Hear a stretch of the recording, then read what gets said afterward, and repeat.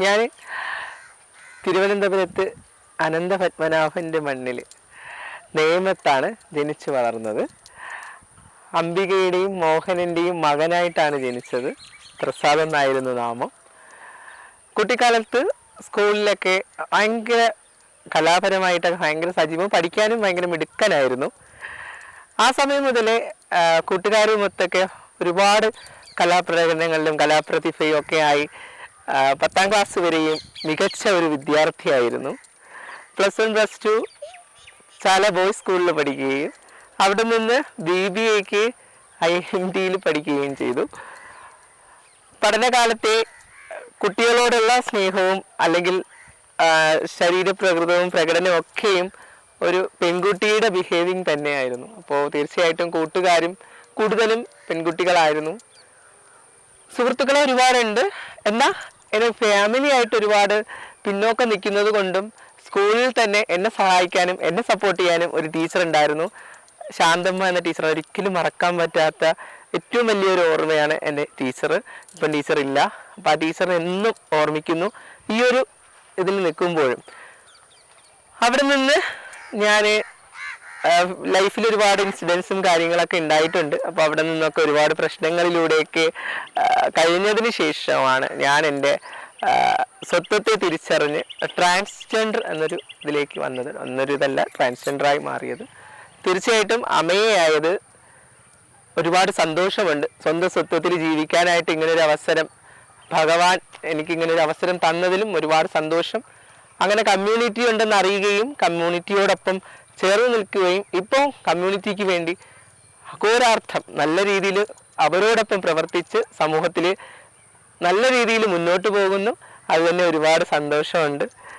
അങ്ങനെ ഇരിക്കുകയാണ് ഞാൻ എൻ്റെ ലൈഫ്, പ്രസാദിൻ്റെ ലൈഫ് എന്ന് പറയുന്നത് തന്നെ ഒരു ഭയങ്കര ലൈഫ് തന്നെയായിരുന്നു. ഒരുപാട് വിഷമങ്ങളും സന്തോഷങ്ങളും അതിൽ കൂടുതലും ദുഃഖമായിരുന്നു അനുഭവിച്ചിരുന്നത്.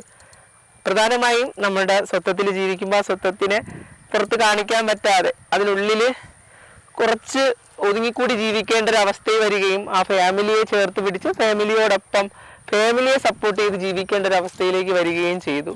അതിൽ നിന്നൊക്കെ മാറി ഇപ്പോൾ അമ്മയായിരിക്കുന്നു.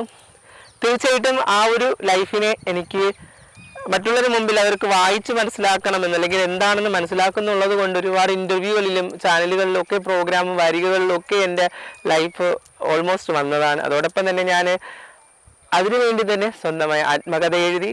ആത്മകഥ എൻ്റെ പ്രിയങ്കരനായ എൻ്റെ പ്രിയ സുഹൃത്തായ ഷൈൻ ടോം ചാക്കോയും പന്ന്യൻ രവീന്ദ്രൻ സാറും കൂടെ ചേർന്നത് പ്രകാശനം ചെയ്യുകയും ചെയ്തു. മഞ്ജു വാര്യറായിരുന്നു അതിലേറ്റവും കൂടുതലും എന്നെ സപ്പോർട്ട് ചെയ്തത്.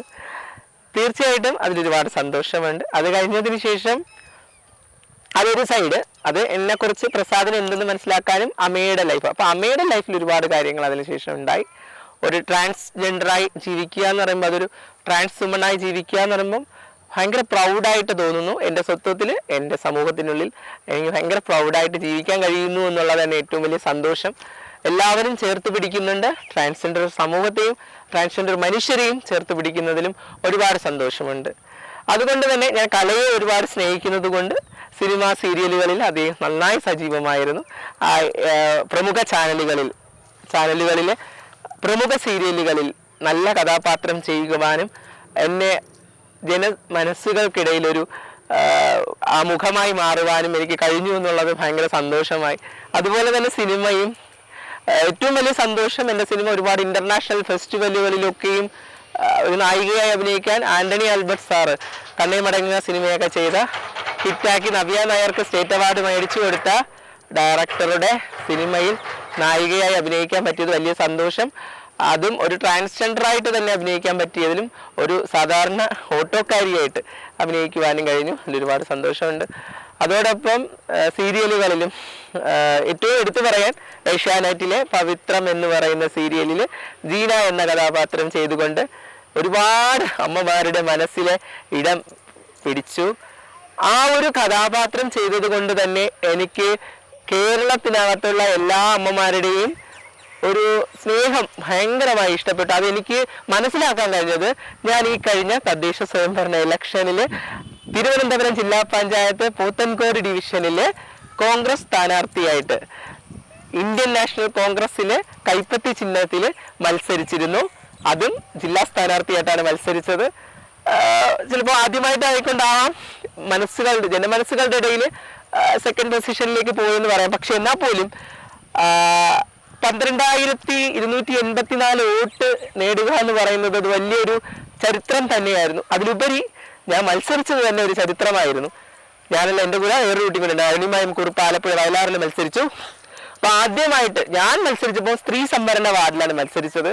അപ്പോൾ സ്ത്രീ സംവരണ വാർഡിൽ മത്സരിച്ചപ്പോൾ ഒരു ട്രാൻസ്ജെൻഡറിന് സ്ത്രീ സംവരണ വാർഡിൽ മത്സരിക്കാൻ പറ്റുമോ എന്നുള്ളത്. ഓക്കെ, ട്രാൻസ്ജെൻഡറിൽ എന്താണ് ഞാൻ എന്നുള്ളത് എനിക്കത് അറിയിക്കേണ്ടേ സമൂഹത്തിൽ. അപ്പം ഞാൻ പൂർണ്ണമായ ഒരു പെൺകുട്ടിയാണ്. അപ്പോൾ അത് തെളിയിക്കാൻ ഞാൻ ഹൈക്കോടതിയിൽ പോവുകയും ഞാൻ പൂർണ്ണമായ ഒരു പെൺകുട്ടിയാണെന്നുള്ള എല്ലാ രേഖകളും എന്നിലുള്ളത് കൊണ്ട് തീർച്ചയായിട്ടും ഞാൻ വനിതാ സംവരണ സീറ്റിൽ മത്സരിക്കുകയും ചെയ്തു. ഒരുപാട് അഭിമാനമായിരുന്നു, ഒരുപാട് സന്തോഷമായിരുന്നു. കേരളത്തിലെ എല്ലാ ട്രാൻസ്ജെൻഡർ മനുഷ്യരെയും ചേർത്ത് പിടിച്ചുകൊണ്ട് ഇങ്ങനെ ഒരു അവസരം തന്ന എൻ്റെ പാർട്ടിക്ക് ഒരുപാട് നന്ദിയും ഞാൻ അർപ്പിക്കുന്നു. കാരണം വോട്ടവകാശം എന്ന് പറയുന്നത് തന്നെ ഈ ഇടക്കാലത്താണ് ട്രാൻസ്ജെൻഡേഴ്സിന് പ്രത്യേകം വോട്ട് ചെയ്യാനുള്ളൊരു അവകാശം വന്നു തുടങ്ങിയത്. അപ്പം അങ്ങനെ ഇരിക്കുന്ന സമയത്ത് ഒരാളെ സ്ഥാനാർത്ഥിയായിട്ട് ഒരു ജനപ്രതിനിധിയാവാൻ വേണ്ടി ഒരു സ്ഥാനാർത്ഥിയായി മത്സരിപ്പിക്കുക എന്ന് പറയുന്നത് വലിയൊരു കടമ്പയാണ്. അപ്പം അതിന് എൻ്റെ പാർട്ടി, അതെന്തുകൊണ്ടെന്ന് വെച്ചാൽ ഞാൻ ഇന്ത്യൻ നാഷണൽ കോൺഗ്രസ് പാർട്ടിയുടെ കേരള പ്രദേശ് ട്രാൻസ്ജെൻഡർ കോൺഗ്രസിന്റെ സംസ്ഥാന പ്രസിഡന്റാണ് ഇപ്പോഴും. ആ പ്രസിഡന്റായി ഇരിക്കുന്ന സമയത്ത് എന്നെ കൊണ്ട് എന്തൊക്കെ ചെയ്യാൻ പറ്റുമോ, പാർട്ടിക്ക് വേണ്ടി പാർട്ടിയിൽ എന്നിൽ എന്ത് കാര്യങ്ങൾ ചെയ്യിക്കുന്നു അതൊക്കെയും എന്നോട് പറയുന്നു. ആ കാര്യങ്ങൾ നമ്മുടെ പാർട്ടി സംഘടനാ പ്രകാരമായിട്ട് പല കാര്യങ്ങളിലും ഇൻവോൾവ് ആവുകയും പ്രതിഷേധിക്കേണ്ട സ്ഥലങ്ങളിൽ പ്രതിഷേധിക്കുകയും പ്രശ്നങ്ങൾ ഉള്ള സ്ഥലങ്ങളിൽ ആ പ്രശ്നങ്ങൾക്ക് അതിനൊരു ഉത്തരം കിട്ടുന്നത് വരേക്കും പോരാടുകയും ചെയ്യുന്ന മനുഷ്യരാണ് ഞങ്ങൾ എല്ലാവരും. ആ പ്രശ്നങ്ങൾ, ആവശ്യമില്ലാത്ത പ്രശ്നങ്ങളിലൊന്നും ഉന്നയിക്കാൻ പോകാറില്ല. കാരണം നമ്മൾക്ക് തന്നെ ഒരുപാട് ഇഷ്യൂസൊക്കെ ഉള്ളതാണ്, എല്ലാവർക്കും അറിയാവുന്ന കാര്യമാണ്. ഇവിടെ ഈ കേരളത്തിൽ നമ്മൾ ജീവിച്ചു വരുമ്പോൾ മറ്റു സ്റ്റേറ്റുകളെ സംബന്ധിച്ച് കേരളത്തിൽ ട്രാൻസ്ജെൻഡർ പോളിസി പാസ്സായതിനു ശേഷം 2014 ട്രാൻസ്ജെൻഡർ പോളിസി പാസ്സാവാൻ കാരണമേ ഞങ്ങളുടെ പാർട്ടി കോൺഗ്രസ് തന്നെയാണ്. കാരണം ഉമ്മൻചാണ്ടി സാർ ഇരുന്ന സമയത്തായിരുന്നു ആ ഒരു പോളിസി വെച്ചതും 2016 മുതൽ ഇടതുപക്ഷ സർക്കാർ ഭരണത്തിൽ വരികയും ആ ഒരു സമയം മുതൽ 10 വർഷക്കാലം ഇപ്പോൾ കഴിഞ്ഞ 9.5 വർഷക്കാലം വരെയും അവരുടെ ഭരണത്തിൽ തന്നെയായിരുന്നു എല്ലാ കാര്യങ്ങളും മുന്നോട്ട് പോയിക്കൊണ്ടിരിക്കുന്നത്. ഒരുപാട് കാര്യങ്ങൾ ചെയ്തിട്ടുണ്ട്, ചെയ്തില്ല എന്ന് പറയുന്നില്ല. ചെയ്ത കാര്യങ്ങൾക്ക് എപ്പോഴും ചെയ്തെന്ന് തന്നെ പറയാം. നമ്മൾ ഓപ്പോസിറ്റ് ഒരു വശത്ത് നിൽക്കുമ്പോൾ ചെയ്തതിനെ ചെയ്തെന്ന് നല്ലതായിട്ടും ചെയ്യാത്തതിനെ അത് ചെയ്തില്ല എന്ന് പറയാനുള്ള ഒരു കാര്യവും ഉണ്ട്. കാരണം ഒരുപാട് പേർക്ക് ജോലി കിട്ടിയിട്ടില്ല. അപ്പം ഒരുപാട് പേർക്ക് ജോലി കിട്ടണം, സംവരണങ്ങൾ വരണം, ഒരുപാട് പ്രശ്നങ്ങൾ ഇപ്പോഴും അഭിമുഖീകരിക്കുന്നുണ്ട് ഈ സമൂഹത്തിൽ. ഞങ്ങളിപ്പോൾ അതിനൊരു മറുപടി അല്ലെങ്കിൽ അതിനൊരു റിസൾട്ട് ഉടനെ തന്നെ ഉണ്ടാകും എന്ന പ്രതീക്ഷയിൽ തന്നെയാണ് പോരാടിക്കൊണ്ടിരിക്കുന്നത്. അതിനുവേണ്ടി ഇനിയും നല്ല രീതിയിൽ മുന്നോട്ട് പോരാടുക തന്നെ ചെയ്യും. എല്ലാവർക്കും നന്ദി.